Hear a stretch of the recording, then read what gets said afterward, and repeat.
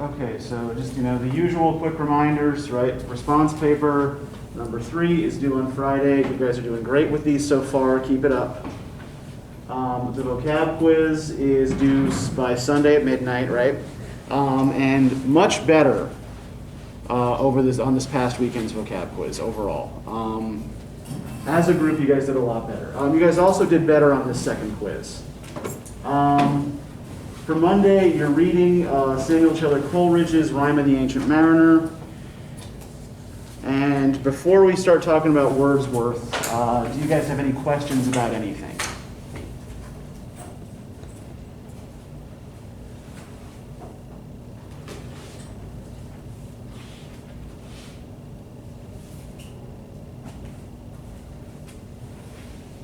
No? Okay, so what did you guys think of this poem? First it was hard to understand, but then after I reread it a couple times, it came more. Okay. You did something that was very smart here, right? It was a short reading, so you reread it a couple of times to make sure you got it, right?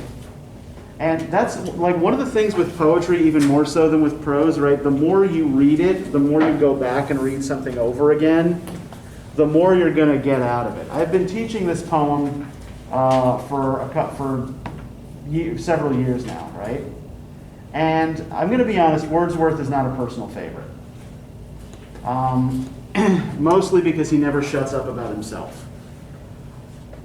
But, after several years of teaching this poem, right, which, at first I was mostly kind of indifferent towards, but felt, okay, this is historically important, so we need to deal with it.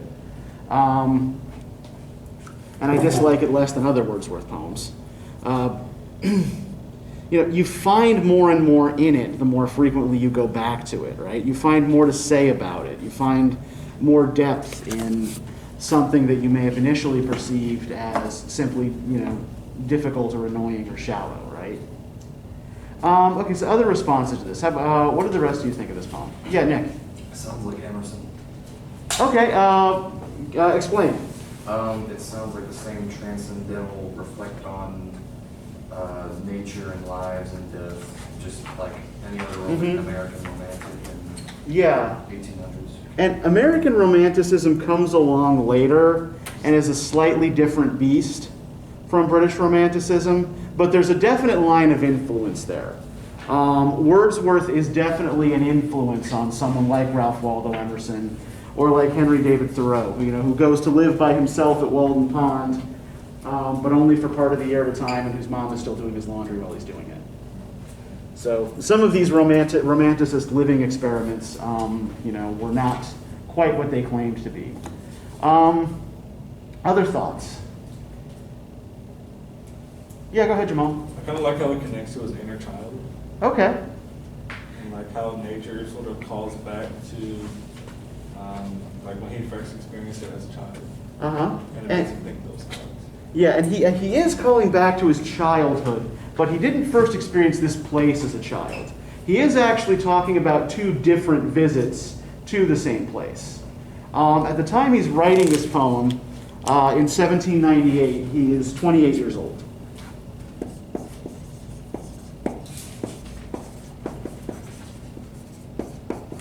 But he's remembering a walk 5 years earlier in 1793 when he had just returned from revolutionary France, having left behind I guess the phrase you might want to use is common law wife, who he did not realize was bearing his child, and not knowing if he was ever going to go back to her. Spoiler alert, he didn't. So he's comparing, at least early in the poem, the responses of a 28-year-old to those of a 23-year-old, right? This is what I noticed when I first came here. This is how this affects me now. And then he's going back and reflecting on stages of his life and his relationship to the natural world, right? So that's a really good catch. What else did you guys notice in the poem?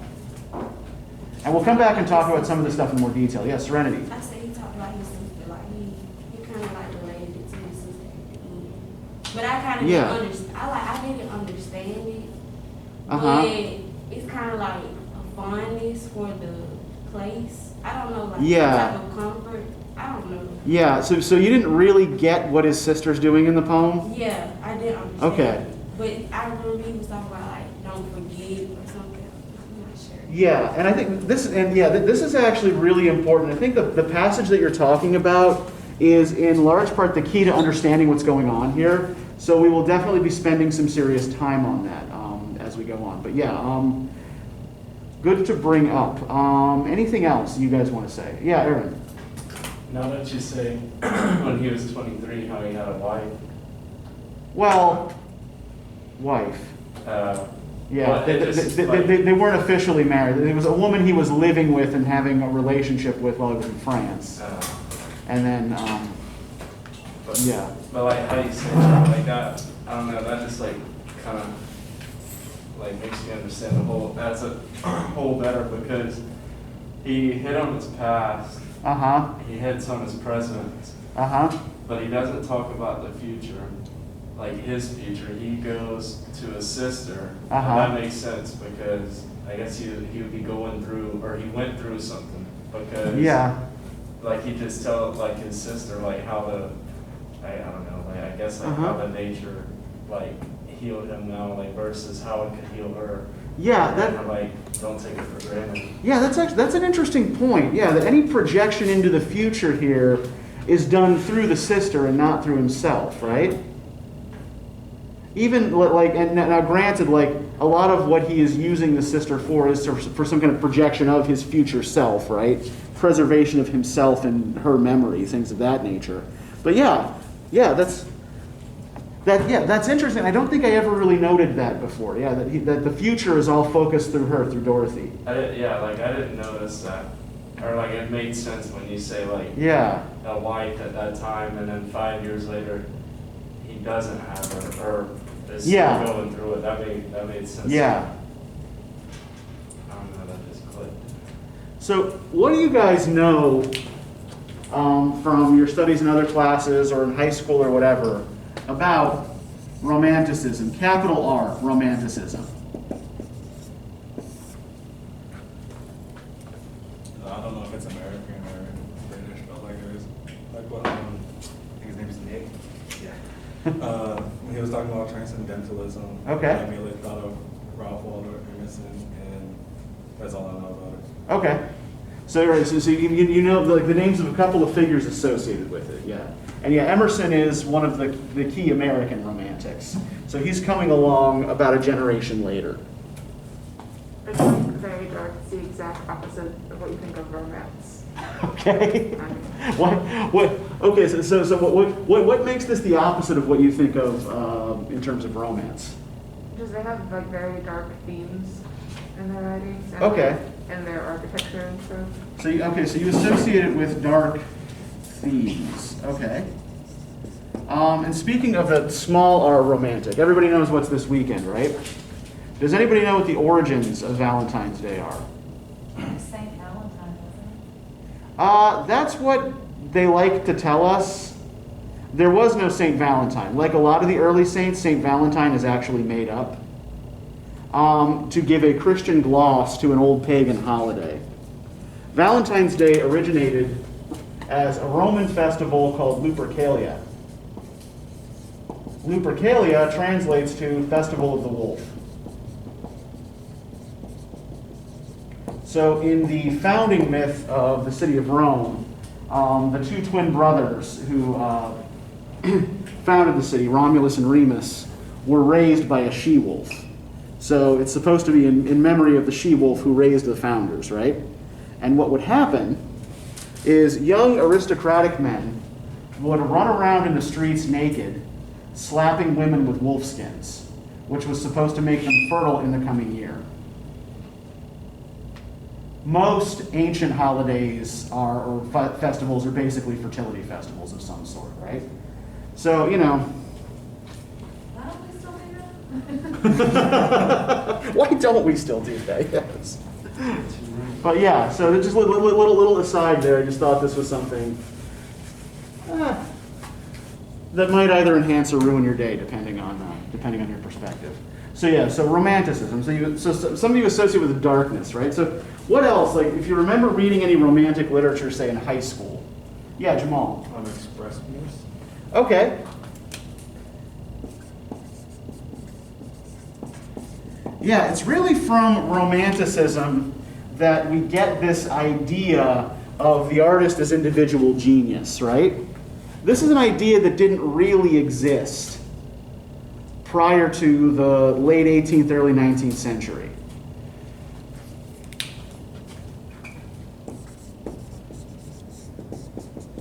Good. Anything else that you remember about Romanticism from prior experience?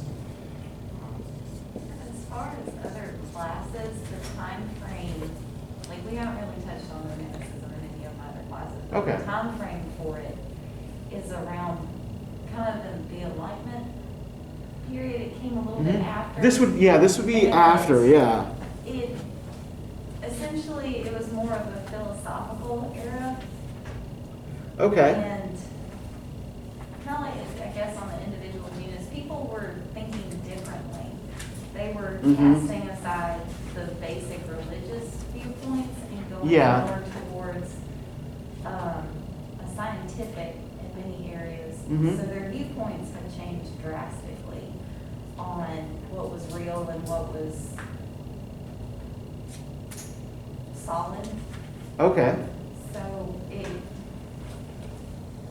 it was a way to pave for other eras as well. Yeah, I think so. Yeah, we're talking late 18th, early 19th centuries here. So on the one hand, you have an era of like rapid scientific and technological advancement, not unlike the era that we're living in now in some ways, right? You have labor-saving machines being built.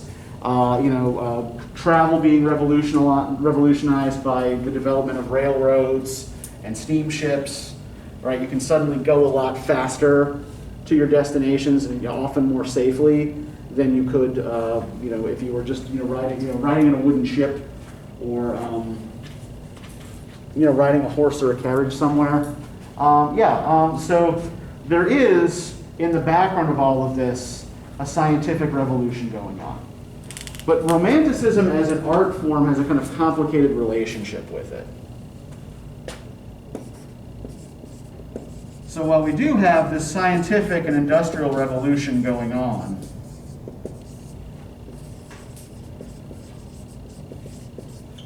a lot of Romantic poets are much more interested in things like trees and mountains and flowers, right? Yeah, Aaron, what were you going to say? The only thing I was going to ask would be as far as what I saw in high school, I guess you could say, would be tradition over free will. Okay. With that doesn't really deal with Romanticism. Well, I think it does actually. Yeah. That Romantics would come much more down on the free will side of things. Okay. And for a variety of reasons. Now, a lot of these things are kind of connecting to each other, right? So it is a response, a reaction to industrialization. To give you an example of this, let me show you where the earliest generation of British Romantic poets located themselves. This is actually important.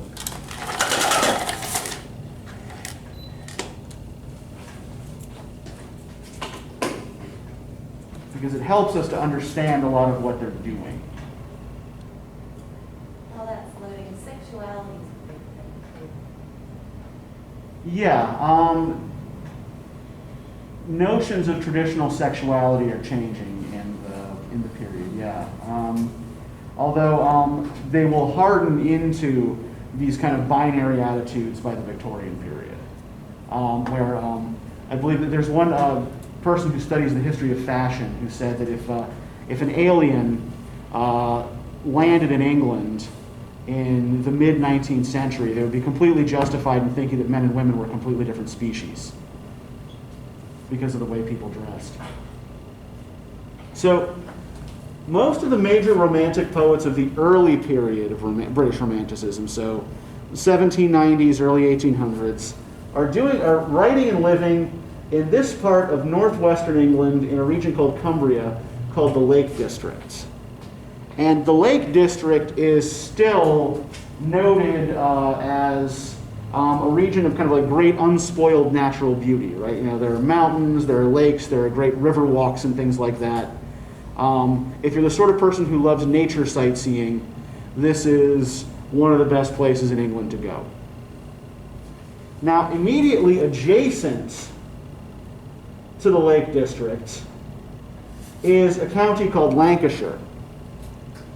Lancashire was one of the beating hearts of the British Industrial Revolution. This was one of the parts of Britain that industrialized most rapidly and earliest. Right? So you had people building textile mills here, people moving off the farm and going off to cities, right? So right next to this region of unspoiled natural beauty, you have this region where the patterns of traditional rural life have been disrupted and are very, very swiftly changing, right? Yeah, go ahead, Nick. What's the name of the industrial heart? Lancashire. Lancashire. Yep. And this isn't the only place where this is happening, but yeah, northwest England, particularly around this region, right here, just south of what's marked here as Lancashire, is Liverpool, which was the biggest shipbuilding city in England at the time. Yeah, there's a lot of heavy industry here. So in some ways, we can think of early Romanticism in Britain as a kind of pastoral response to industrialization.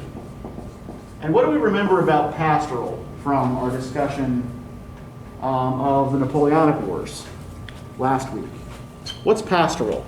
Secure natural space. Yeah, it's the creation of secure natural spaces, right, that are untouched and unspoiled, where you can watch your sheep and dance and play your reed flute and all that other fun shit, right? But isn't that like artificial? Yes, pastoral is always artificial. And one of the things that gives pastoral meaning is the notion that the borders of the idyll are insecure, right? There's always stuff on the outside you're trying to keep out that wants to encroach. And I think that a lot of this stuff is being written with an awareness of these encroaching forces. Right, not just the Industrial Revolution, but I believe in previous sessions we also talked about the Enclosure Acts of the 1770s. Have we mentioned these? Does anyone remember what these were? It was where they were privatizing public spaces. Essentially, yeah, that's how we would think of it, right? They were taking public lands and privatizing it, right? Which is basically exactly how Donald Trump made his fortune in New York City, right? He took a lot of public land and privatized it for his own profit, so good times there. But yeah, so the Enclosure Acts took these old village greens where everybody could graze their cattle, everybody could grow their vegetable garden, whatever, right? And For the aristocrats. yeah, it was the landlords, right? The aristocrats who owned the land, right? Decided they weren't going to let the people use it anymore, and they just started like closing it in and raising livestock or raising cash crops on it, things like that, right? Which was driving a lot of people off the land and into mostly into the outskirts of cities, right? So this is actually a thing to understand about differences between the historical differences between the U.S. and Europe, right? Like we think in the U.S. of suburbs as places people move to escape the city, right? Wealthier people tend to live in the suburbs, leaving poorer and working class people behind in the cities, right? In Europe, it was historically the reverse, that wealthier people typically controlled the central city, and suburbs were just kind of like built up initially outside the city walls when city walls were a thing, right? You know, people who were coming to the city but couldn't afford or weren't powerful enough to move in, just kind of set up outside, right? So that was a lot of what was happening. Like these cities were expanding, and they were largely expanding outward rather than within. So they're also taking up more space than they used to. And the suburbs often had lousy public services and sanitation and things of that nature. So there's a real interest in juxtaposing rural beauty against a sense of urban ugliness, right? Or what these poets at least perceive as urban ugliness.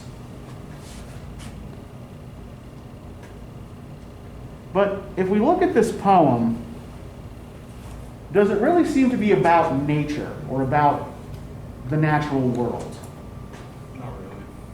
Yeah, what does it really seem to be more concerned with, Jamal, do you think? Sort of like his own, not emotional journey, but like his own like kind of spiritual journey. Yeah. Like it seems like he sees himself as being enlightened by nature, but he's not necessarily like talking about nature. Yeah. Nature is there and he's taking it in, right? Like it's about him taking it in, not like yes. talking about nature. Exactly. You've kind of hit on what a lot of people often misunderstand about Romanticism, is that Romanticism is not about the natural world, right? Even though these poets are often writing poems about trees and flowers and rural life, Romanticism, like Romantic poetry,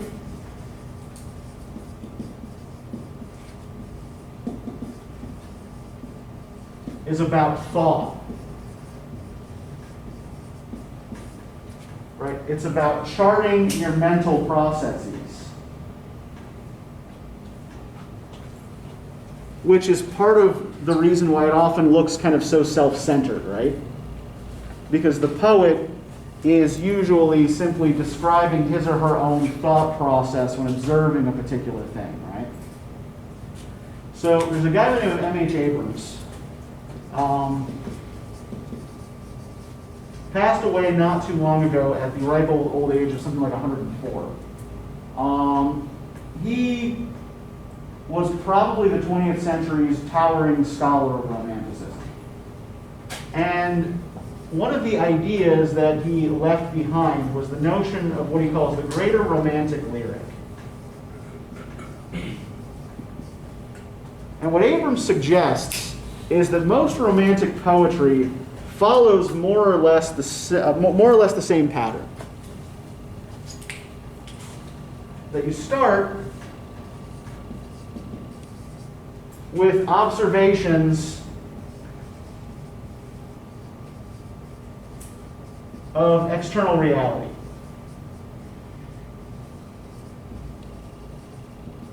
Right? Like describing a river walk, right? Then you move inside and you describe the thoughts that this external reality has inspired in you, right? And this inside part usually takes up most of the poem. Most of the poem is about your musings, is about thought, rather than about whatever it is that spurred the thought, right? And then you move back outside. And you project these thoughts onto your environment or onto other people who happen to be hanging around there with you. So according to Abrams, yeah, these poems are really about a particular process of thought rather than any specific reaction to nature, right? It's not just about going out and luxuriating among the flowers and the trees. And a major influence on this, and I think this connects back to what Danielle was saying earlier about Enlightenment philosophy. A major influence on this is a theory of knowledge that we call empiricism. Does anybody know what empiricism is in philosophy? Does it have to do with sort of rationality? Not really. Nick, what are you going to say? Seeing is believing. Yeah, an empiricist might say something like seeing is believing, right? So yeah, empiricism suggests, or an empiricist believes, that we only gain knowledge through our senses.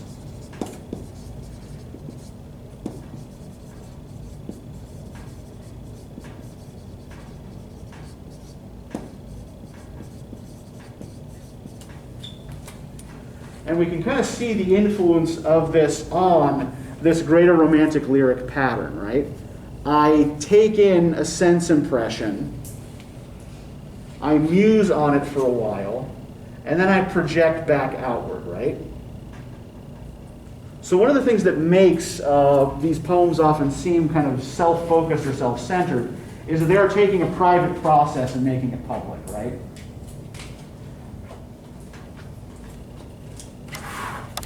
So when Wordsworth was doing this, this was relatively new, right? We can probably say that this is not unconnected to some of the sensibility literature that we've been looking at, right? But it's coming from a slightly different angle of approach. So before we really dig into the poem here, I do want to look at a couple of passages that Wordsworth wrote of explanatory text for his process, because I think it will help us understand exactly what it is he's doing here, right? So we have excerpts just after Tintern Abbey from the preface to the 1802 edition of Lyrical Ballads. Lyrical Ballads, by the way, the book in which this poem first appeared,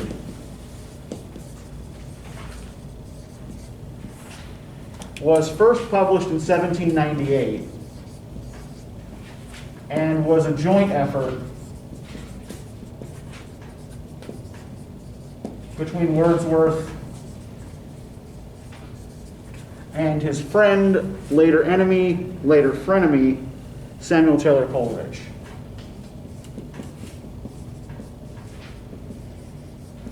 Both of whom at the time were hanging around in the Lake District a lot. And it was initially published anonymously.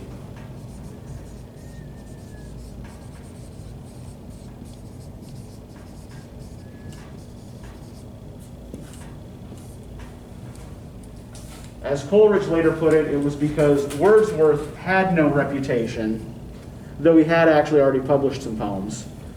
And Coleridge's reputation was mud, because people knew him as a political radical.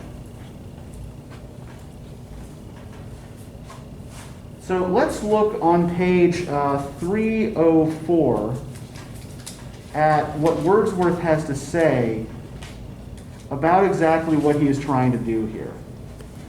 Can I get somebody to read this first paragraph on page 304, starting with the first volume of these poems?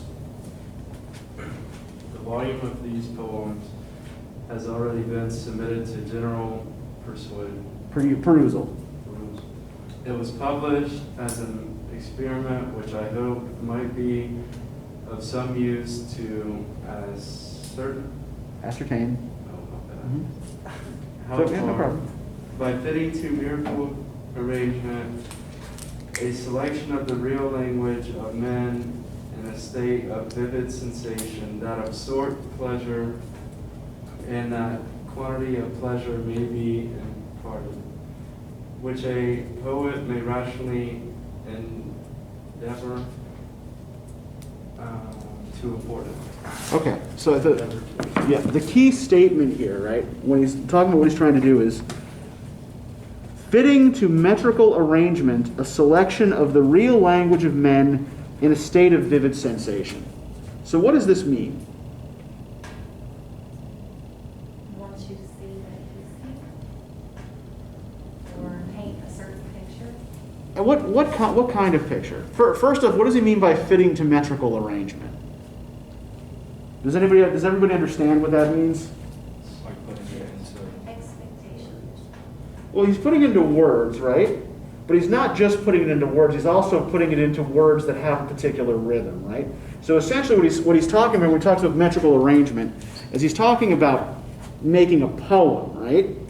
So I'm taking the real language of men in a state of vivid sensation, and I am adding to it rhyme and meter, right? Arranging it in a rhythmic fashion so as to make it into poetry.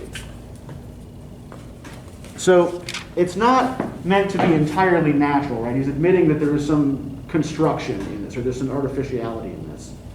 But what about the idea of the real language of men in a state of vivid sensation? If he's trying to do this as an experiment, what is he suggesting about the language of poetry that has come before this? Lacking. Lacking in what? Imagination. Lacking in imagination, maybe, right? And lacking in connection to ordinary life, right? Lacking in connection to ordinary language. This whole thing about the real language of men, right? What he's trying to suggest that he wants to do is write the way people talk, right? You can judge for yourself how successful it makes a Tintern happy. But he wants to write the way people actually talk, particularly when they are in a state of emotional excitement, right? So it's about conveying states of emotional excitement in the language people actually use. Now then if we look on page 305, can I get somebody to read the passage that starts with the principal object then, which I proposed to myself? The principal object, then, which I proposed to myself in these poems was to choose incidents and situations from common life and to relate or describe them throughout as far as was possible in a selection of language rarely used by men, and at the same time to throw over them a certain coloring of imagination whereby ordinary things should be presented to the mind in an unusual way. Okay, thank you. You can stop there. That last bit that you just read is the important part of this here, right? Whereby ordinary things should be presented to the mind in an unusual way. Does this sound familiar at all? Think back to what we talked about last time when we read Equiano.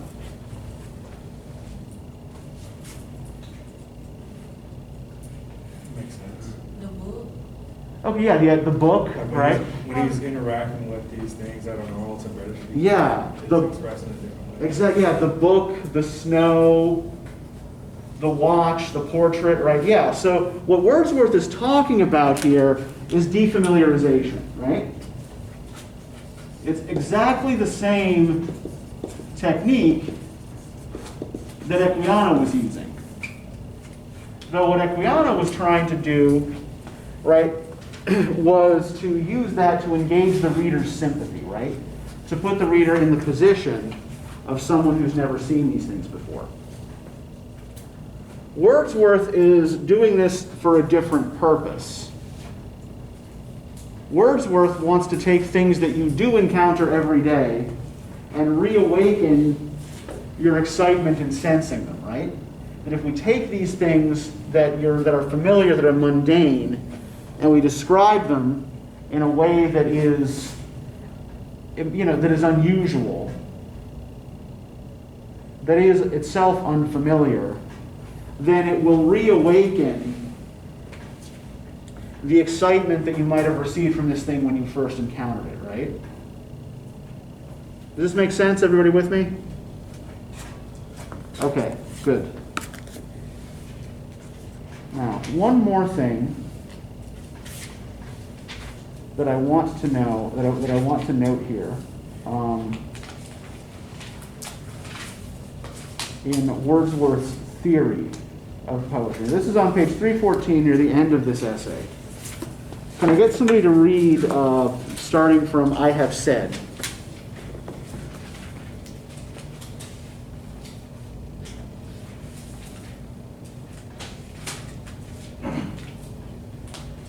said that poetry is a spontaneous overflow of powerful feelings.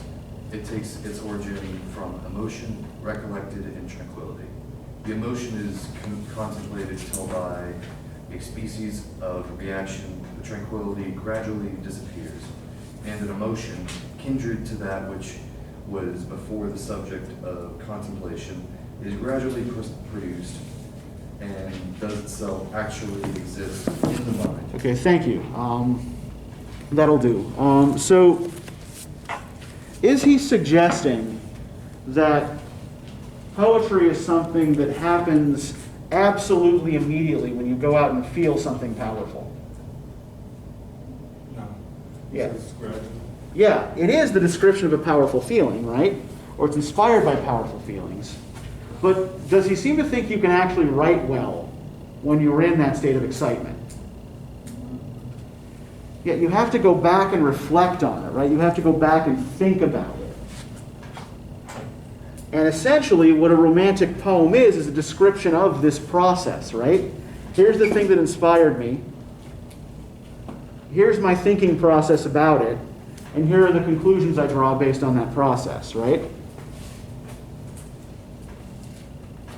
So we see this description of the greater romantic lyric mirrored in Wordsworth's own comments about poetic process, right? Now, the other thing to note about this is that what Wordsworth and other romantics are often trying to do is evoke feelings that were inspired by a particular object when that object is no longer present, right? So say you had this inspiring experience, right? You went off and you looked up at this, incredible, great, big, rocky Canadian mountain, right? And it made you feel small and excited and amazed and all kinds of different things, right? What Wordsworth wants poetry about that mountain to do is make you just as excited, just as inspired when you are no longer standing at the foot of that mountain, right? When that thing is something that you can no longer directly sense. So a lot of what he's interested in is recapturing sensations that you felt in the past and then kind of crystallizing them in verse, right? Does this make sense to everybody? Everybody with me? And I think that that's a lot of what is going on in Tintern Abbey as well, as he reflects back on childhood and young adulthood, right? And as he's looking at this place through the eyes of his sister. But let's talk a little bit about the place that he's visiting here as well. Can we go back to lines composed a few miles above, lines composed a few miles above Tintern Abbey, on page 299. And can I get somebody to read this first verse paragraph for us on page 299? 5 years have passed, 5 summers, with the length of 5 lone winters. And again I hear these waters rolling from their mountain springs with a soft inland murmur. Once again do I behold these steps and lofty cliffs. You want me to read the whole thing? Yep, just hold the whole verse paragraph. Okay, Yep. okay. Sorry. So steep and lofty cliffs. Yeah, these steep and lofty cliffs that on a wild schedule scene impress thoughts of more deep seclusion and connect the landscape with the quiet of the sky. The day has come when I again repose here, under this dark sycamore, and view these plots of cottage ground, these orchard topus,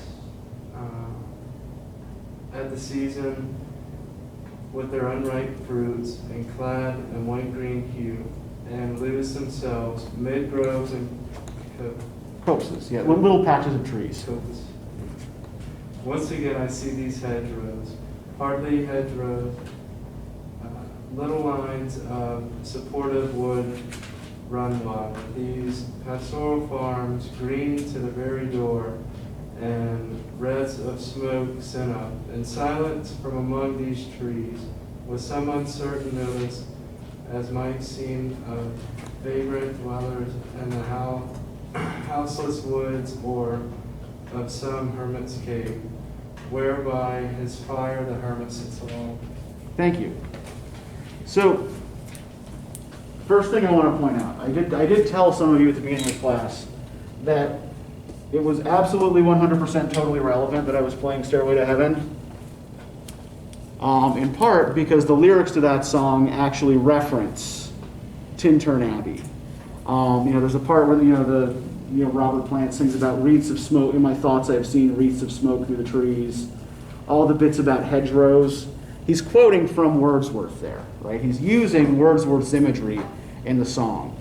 We'll talk about this in a little bit more detail when we talk about Coleridge, but heavy metal bands love romantic poetry and are always drawing on it. When we talk about Coleridge, we'll talk a little bit more about why that is. But let's talk about the kind of the scene that Wordsworth sets here for us in what is clearly the outside portion of the poem, right?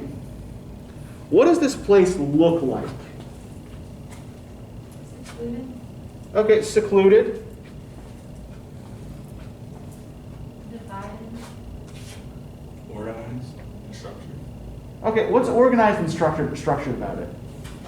He talks about the plots. Okay, yeah, the little hedgerows, right, and these pastoral farms green to the very door.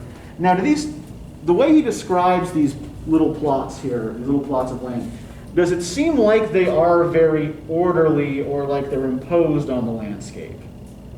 Or does it seem more like they're just kind of part of it and kind of running, like kind of coextensive with it? The latter.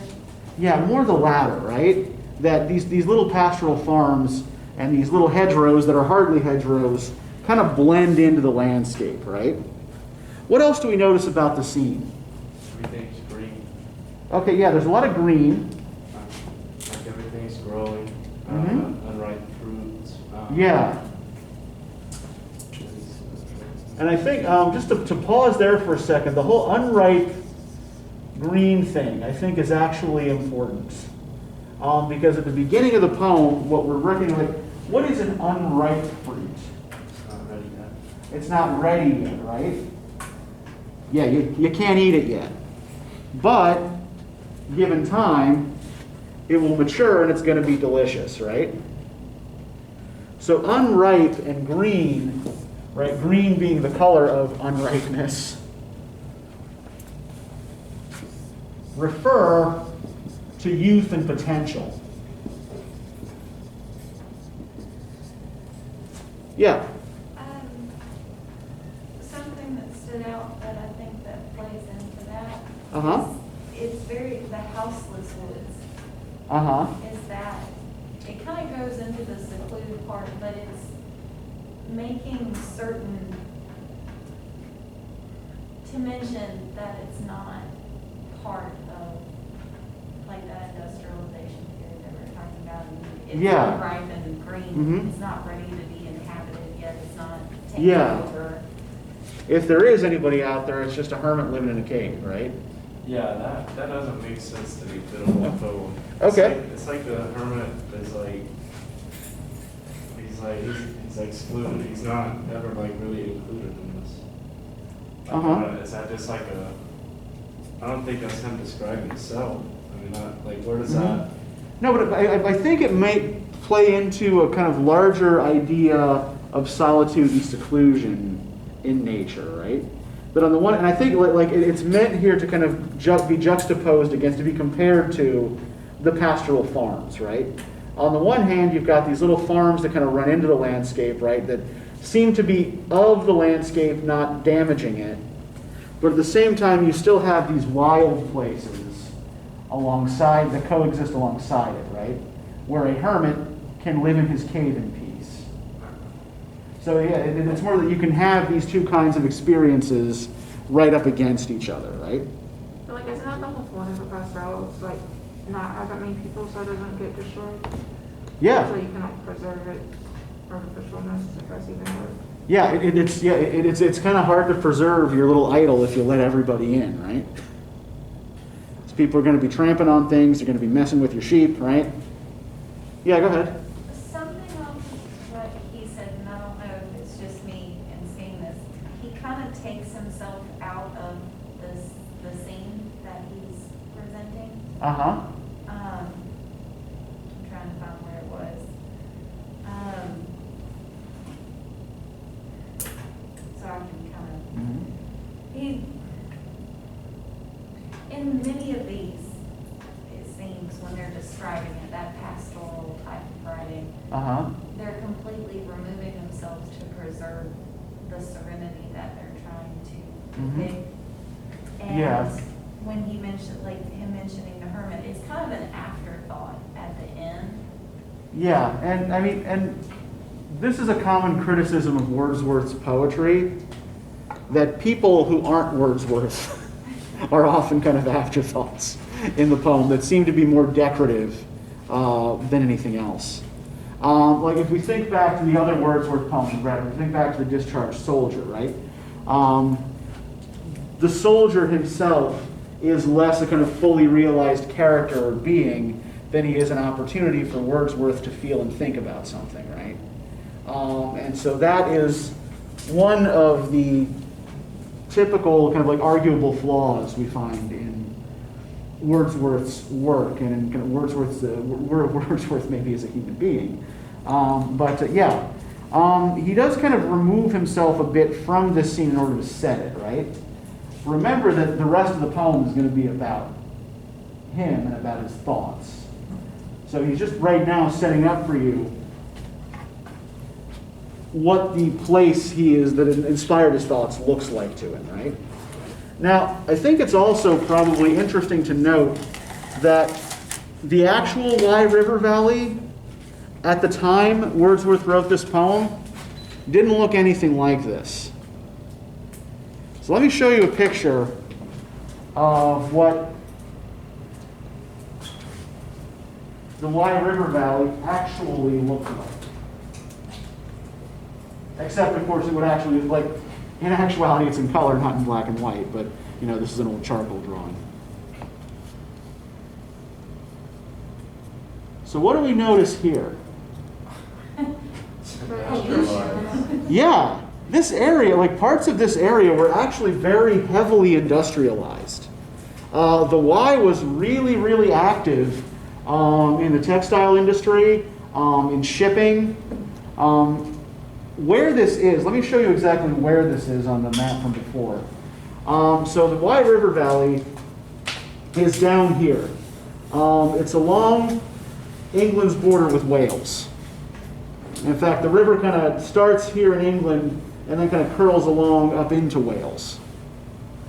So on the one hand, yeah, this was a heavily industrialized area.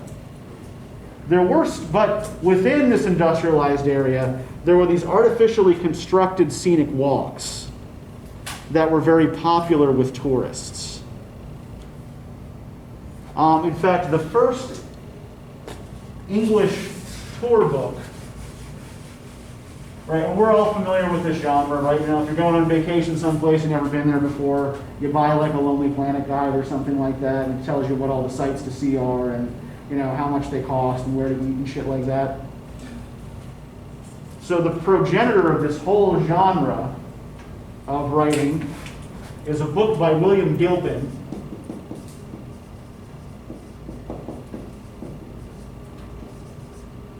published in 1782, which describes the sites of interest in the Wye River Valley. And you know, this book was a huge seller because by this time the Wye was already a huge tourist walk. Now it was a big tourist walk in part by design on the part of, you know, entrepreneurs who lived nearby. There were a lot of what were called prospects built along the Riverwalk. Now prospect, have any of you ever pulled off the highway and stopped at the Scenic Overlook? Say that again. Like, you know how when you're on the highway, there'll be these signs, that sort of point to an exit that says like Scenic Overlook or something like that, and you stop, like you pull over, you get out, and you're overlooking some sort of attractive natural scenery. They actually have one in Albany at the Radium. Oh, Radium Springs, yeah. So yeah, if you've ever been down there, you're right there. There's one at Radium Springs, yeah. So these highway scenic overlooks are the descendants of the 18th century walking prospects, right? And the idea was to give tourists a comfortable place from which to view the most attractive vistas, right? Like the picture postcard kind of places along the river. And Gilpin himself coins a term in his book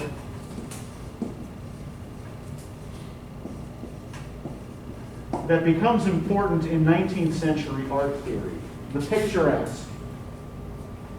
So the picturesque for Gilpin is a mediator between the beautiful and the sublime. All right, between the desirable and the terrifying.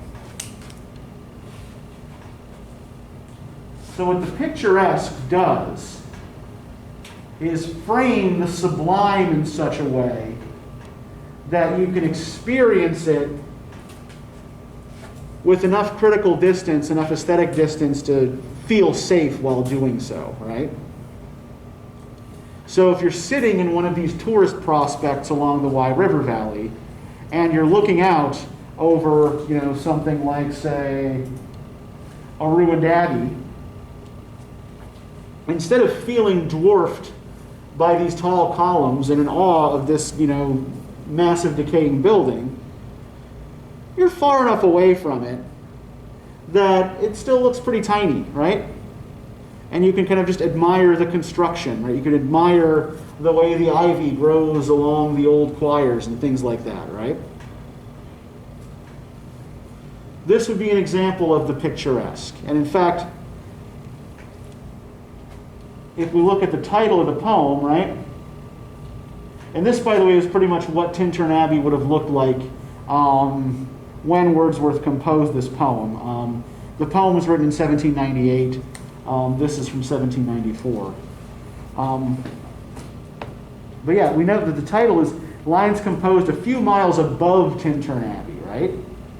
So he's not at the Abbey, he's not touring the Abbey. He's looking at the Abbey from a safe and pleasant distance. Okay. So back to the poem itself. Can I get somebody to continue reading for us, the next big verse paragraph? Starting with these beauteous forms.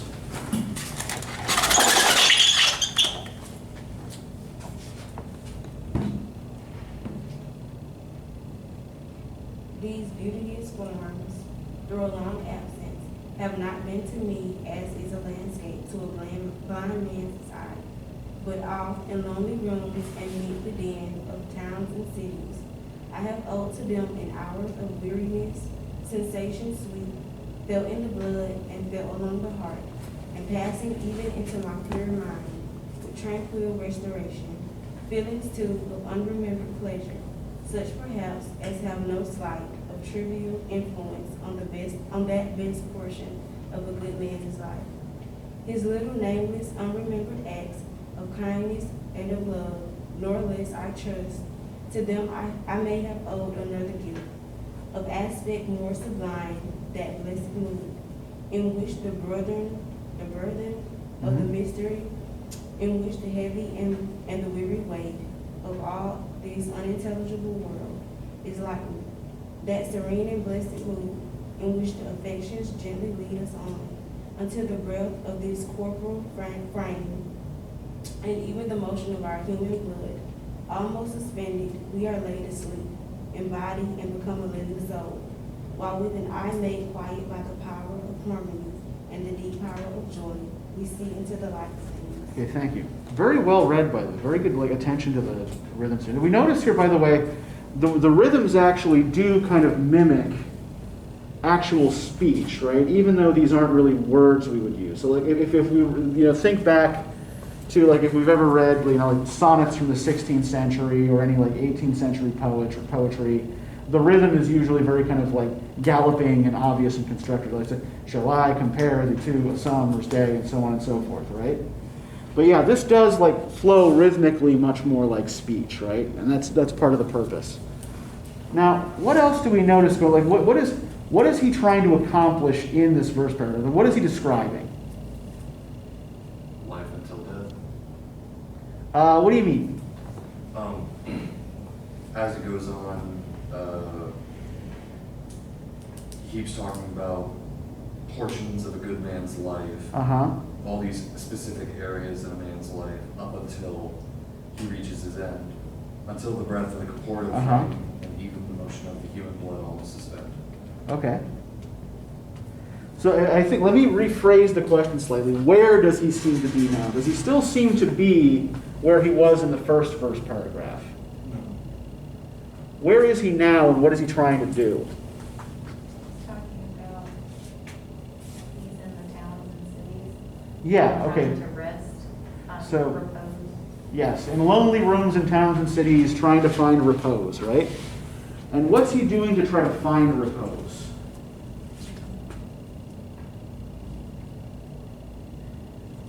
It calls back to Tintern Yeah, and what he was feeling and what he was experiencing.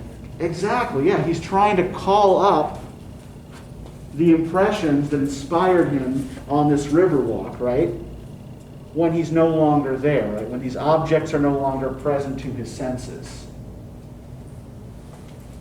So he is doing pretty much exactly what he says he's trying to do in the preface, right?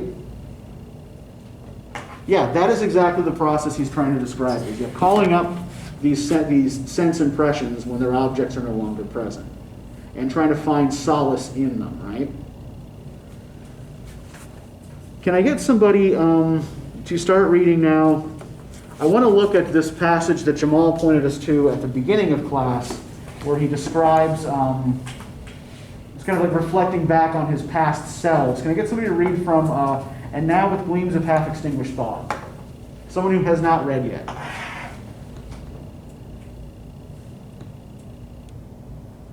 Which I believe is only two of you. What page is that? This is page 300. Oh, It's like 58. Yeah. 58. Yeah.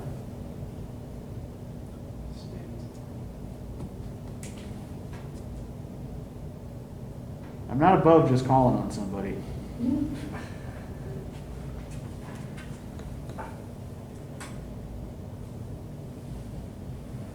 So Jamal, since you brought it to our attention, why don't you go ahead and read it?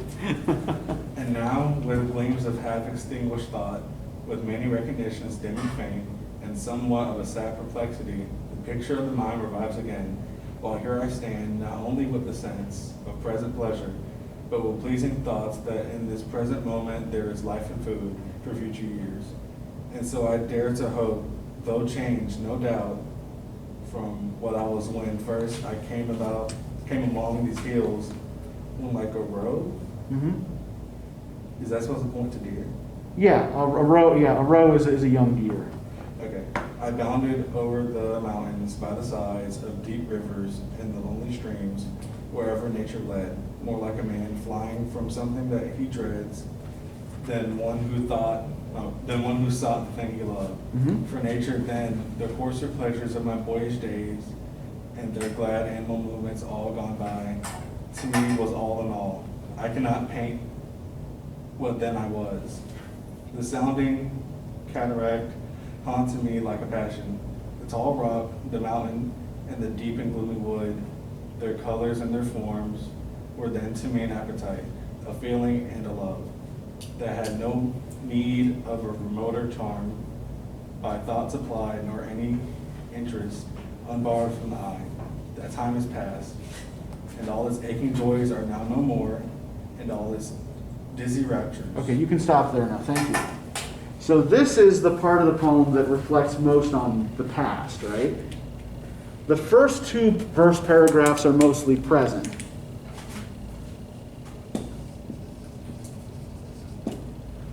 Right? Describing how the Wye River Valley looks to him and what he tries to do to recapture it when he's not there, right? And then here we're projecting back into the past, right? And he's thinking about himself as a boy and as a young man. And what do we notice about his descriptions of himself as a boy? Sprightly. Pardon? Sprightly. Sprightly, okay. Yeah, energetic, right? But does he seem to understand how to appreciate natural beauty? He talks of bounding about. Yeah. Not taking it in, just going through it. Yeah, more like a man flying from something that he dreads than who sought the things he loved, right? So yeah, moving through, but not necessarily taking in. I cannot paint what then I was. The sounding cataract haunted me like a passion. The tall rock, the mountain, and the deep and gloomy wood, their colors and their forms, were then to me an appetite, a feeling and a love that had no need of a remoter charm, by thought supplied, nor any interest unborrowed from the eye. So all of the pleasure that he takes in nature as a boy is based on what? His perspective. Yeah, I think maybe not seeing specifically, but definitely senses, right? Yeah, all he's doing is enjoying nature on a sensory level here, right? Colors and forms, right? It's all an appetite, right? It's something to consume. It has no remoter charm nor any interest unborrowed from the eye. So he's talking here about kind of like a pure empiricist perspective here, right? With no attempt at higher thoughts. Yeah, go ahead, Danielle. I'm kind of confused about why. This is a why question. Okay. So he's talking about, like you said, an appetite for consuming it, feeling of love, but he describes it as a dark and gloomy place. Like he's describing it negatively, but then he's putting a positive intake on it, and I don't know why. Well, think about what deep and gloomy suggest from a late 18th, early 19th century literary perspective. Deep would be far. Well, think about what was the most popular form of literature? Yeah, people loved deep and gloomy, right? Kind of like how like people still go, still like one of the most consistently popular and profitable genres of film is horror, right? So what he's doing here is talking about that kind of pull of the sublime, right? The deep and gloomy wood are like, this is fascinating. Now, it's only fascinating for him at this point in his life at on a sensory level. But it still has the same kind of pull, that A Nightmare on Elm Street or Friday the 13th or Scream movie has for a more contemporary audience, right? Right, this is scary, this is cool, right?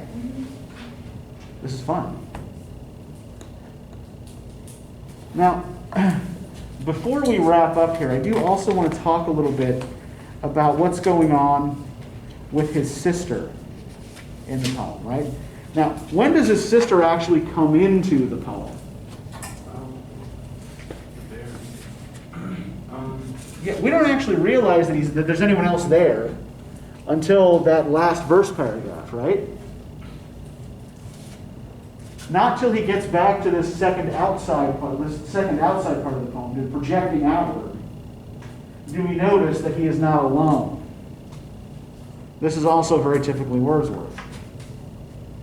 Can I get somebody to read for us, starting with nor perchance, if I were not thus taught, on page 301, bottom of the page. Do you still want someone that hasn't read yet? Yes, and she knows who she is.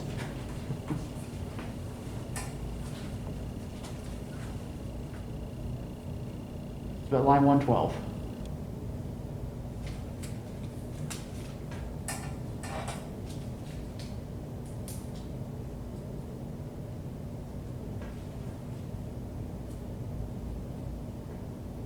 If you really don't want to, it's okay. Don't look at me like that. I don't want to be sure. Okay, all right.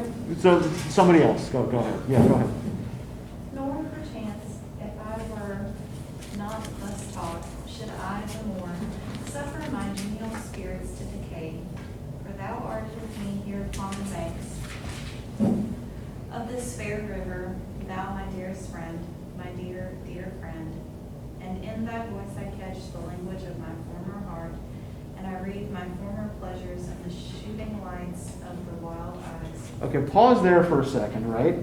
So, what is her purpose in the poem based on this? What is he using her to do?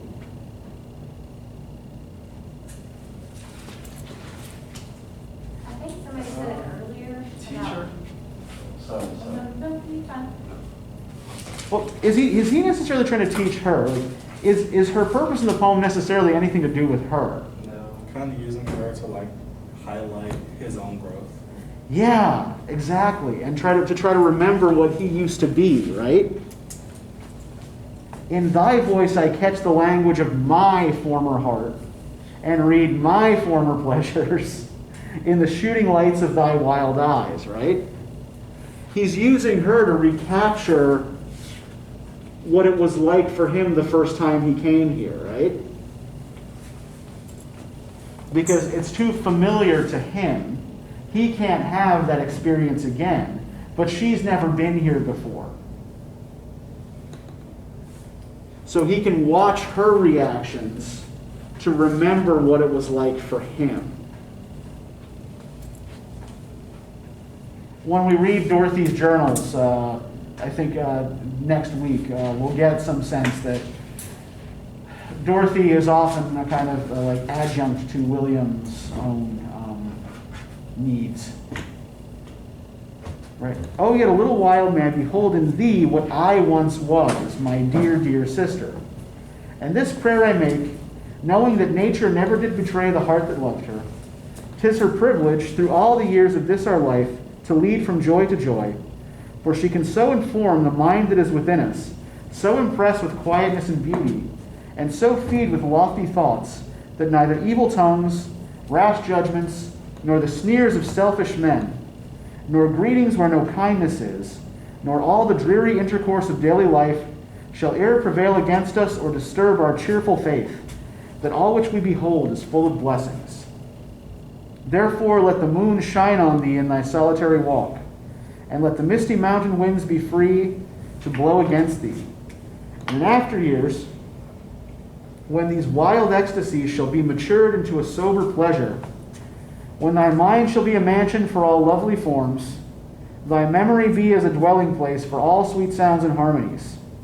O then, if solitude or fear or pain or grief should be thy portion, with what healing thoughts of tender joy wilt thou remember me and these my exhortations, right? Always coming back to himself, right? Here are the things that I wish for you, right? Most of all, I wish that you will remember me and the things that I have said to you. Nor perchance, if I should be where I no more can hear thy voice, nor catch from thy wild eyes these gleams of past existence, wilt thou then forget that on the banks of this delightful stream we stood together, and that I, so long a worshipper of nature, hither came unwearied in that service? Rather say with warmer love, oh, with far deeper zeal of holy love. Nor wilt thou then forget that after many wanderings, many years of absence, these steep woods and lofty cliffs, and this green pastoral landscape were to me more dear, both for themselves and for thy sake. So we can see Abram's pattern, right, working its way throughout the poem, right? We started with that observation of physical reality, physical nature. The inside portion where he's thinking about his past selves, and then that outside portion where he's projecting this out onto his sister, right? I did all this thinking. These are my conclusions. These are how I apply it to you. Does anybody have any questions about any of this? Something I've been having a little trouble with. Okay. Where's the stuff that we covered going to be on the quiz? You mean like the vocab quiz? Yes, like, Okay, well, just think of when I introduce terms, right? Like some things like greater romantic lyric, right? Things like defamiliarization. Things like, empiricism, right? I got a bunch of them that I had written down in my notes, but I couldn't figure out where they were in the writing, like in the Okay. books. So sometimes it's going to be up to you to connect it to a text and make a case for it, right? Okay, because that's my literal personality. I don't see it. So yeah, I am asking you to do a little, like on the one hand, I do want to know that you understand what the word means. But I also want to see that you know how to apply it. So it would be our interpretation of what we're reading at that point. Yeah, there is at least like a kind of base level interpretation that needs to happen. And I may also ask you, about specific things from particular texts. Like I asked you about the cloud of dust from Clarkson's essay. I may ask you what, probably not this week because we haven't fully talked about it, but I might ask you about lyrical ballads, right? I might ask you about the Wye River Valley. I might ask you about the Enclosure Acts, things like that, right? Because I got so mad at myself. I was like, I know I took good notes. I know I took good notes. Where is it? Well, again, like with the quizzes, and like with the response papers, this is to be you'll get better at it over time, right? These are not worth very many points. So, if you don't do well on one or two, it's not a disaster, right? The bigger thing, the thing they're most important for, though, is developing a bank you can study from for the final exam. All right, so let me just call up the reading questions here for you. Are we not going to get our quizzes back? You are. I just haven't gotten to that yet.